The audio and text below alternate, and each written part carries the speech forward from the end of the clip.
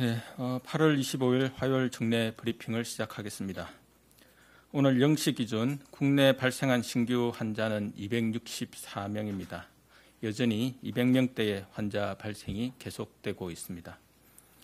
수도권을 중심으로 한 발생 양상은 유지되면서 수도권의 신규 환자는 212명, 그 외 지역은 52명으로 전국적인 확산에 대한 우려도 상존하는 상황입니다.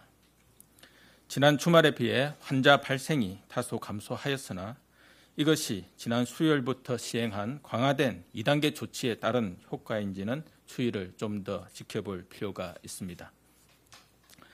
정부는 신속한 검사와 격리를 통해 동시다발적으로 발생하고 있는 집단 감염이 추가 전파되는 것을 막기 위해서 최선을 다해 노력하고 있습니다. 방역망의 통제력을 회복하기 위해서는 전파의 속도와 규모를 줄이는 노력이 필요하고 이는 현재로서는 사회적 거리두기 노력에 의해서만 달성 가능합니다. 이번 한 주가 감염 확산세를 진정시킬 수 있을지 판단하는 중요한 분수령인 만큼 국민들께서도 사회적 거리두기에 적극 동참해 주실 것을 부탁드립니다. 지난 일요일부터는 수도권뿐 아니라 전국의 사회적 거리두기 2단계 격상이 시행되면서 각 지자체가 이행 점검뿐 아니라 자체적인 방역 강화 노력도 계속하고 있습니다. 서울시는 대중교통과 물류시설에 대한 방역을 강화할 계획입니다.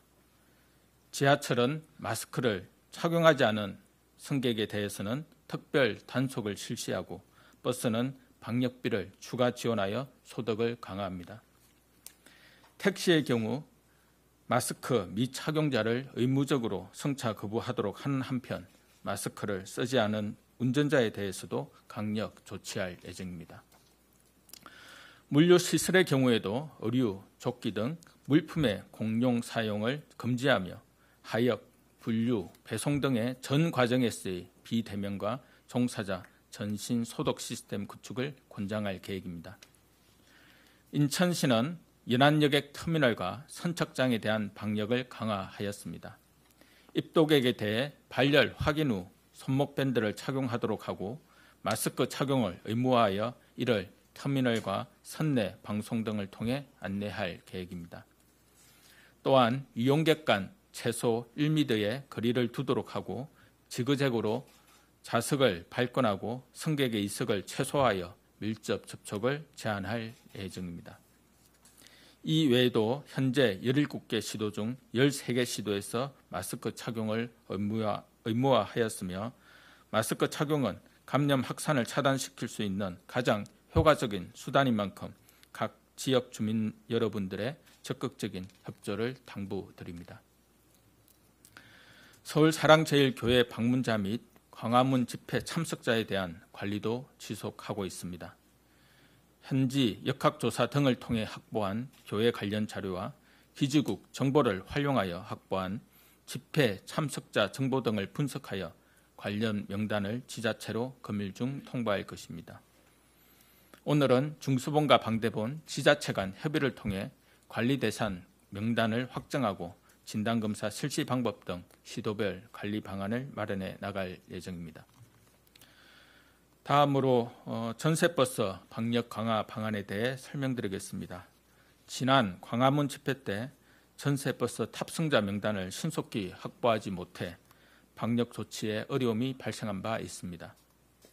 특히 일회성 행사나 집회 등을 위한 단기 전세버스의 경우 이용자를 특정하기 어려운 점을 고려하여 이러한 버스의 탑승객 명단 작성을 의무화하여 전자출입명부를 활용토록 할 계획입니다.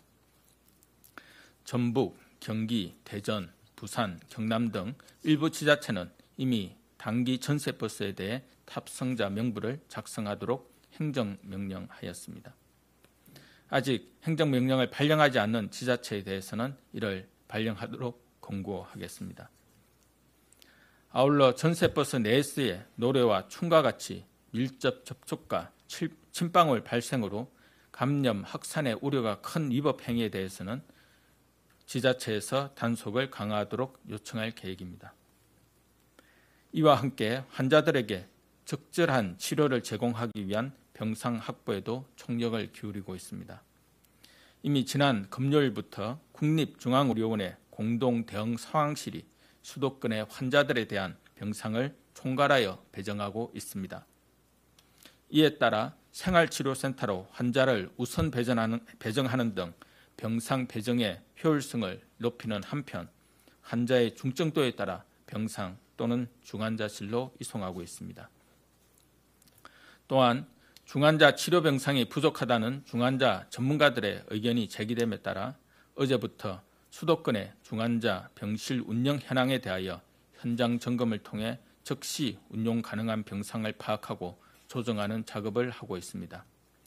중환자 치료 병상의 부족에 대비하여 우선 이번 주까지 26개 병상을 추가 확보하도록 수도권 대학병원 등과 협의 완료하여 준비 중에 있습니다. 생활치료센터는 현재 총 7개 시설을 운영 중으로 총 입소 규모는 약 1,600명 수준이며 약 600명의 입소가 현재 가능합니다.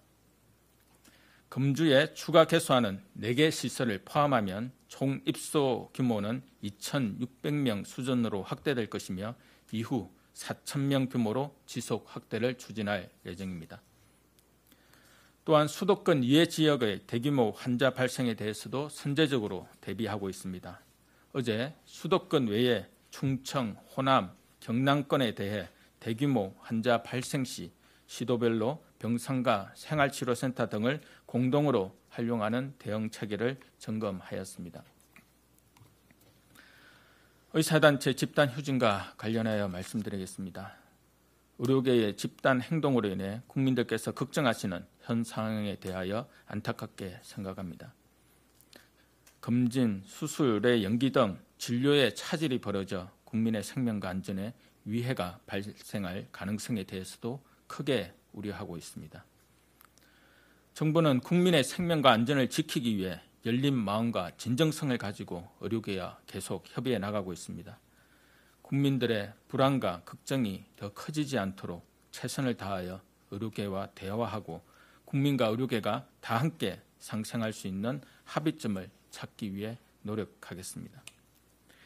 이미 수차례 강조했던 바와 같이 정부는 의료계에서 지적하는 문제점에 대하여 공감하고 있으며 열린 자세로 모든 가능성을 열어두고 문제 해결을 위해 함께 노력할 것입니다.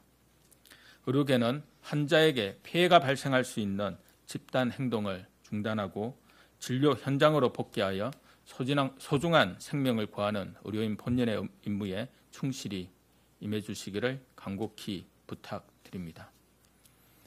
이번 한 주는 코로나19 확산을 저지하는 데 매우 중요한 시기입니다. 우리 모두가 한마음으로 사회적 거리두기와 방역수칙 준수에 동참해야 할 때입니다. 지금의 실천과 노력을 통해서만 우리가 어렵게 되찾기 시작했던 새로운 일상으로 다시 돌아갈 수 있습니다. 주중에 태풍 바비의 북상도 예고되는 만큼 필수적인 외출이 아니라면 집에 머물러 주시고 실내 활동의 증가가 예상되는 만큼 실내에서도 마스크를 꼭 착용해 주시길 부탁드립니다. 우리 공동체의 안전과 건강을 지키기 위해 책임감을 갖고 방역 당국의 노력에 자발적으로 협조해 주시는 국민 여러분들께 늘 감사드립니다. 정부도 국민의 생명을 지키기 위해 가용한 모든 자원과 역량을 총동원하여 최선의 노력을 다하겠습니다. 감사합니다.